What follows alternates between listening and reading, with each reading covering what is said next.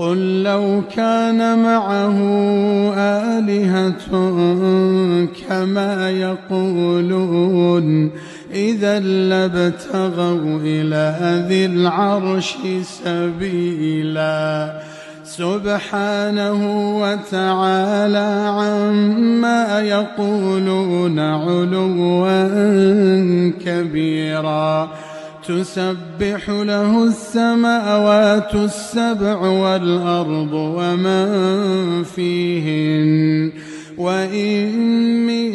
شيء إلا يسبح بحمده ولكن لا تفقهون تسبيحهم إنه كان حليما غفورا وإذا قرأت القرآن جعلنا بينك وبين الذين لا يؤمنون بالآخرة حجابا مستورا وجعلنا على قلوبهم أكنة أن يفقهوه وفي آذانهم وقرا وإذا ذكرت ربك في القرآن وحده ولوا على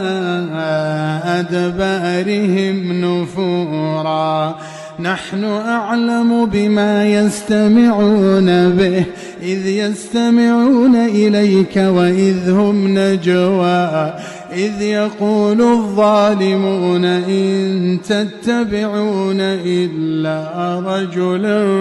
مسحورا انظر كيف ضربوا لك الأمثال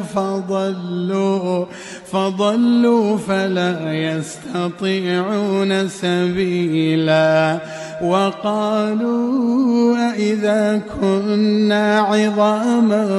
ورفاتا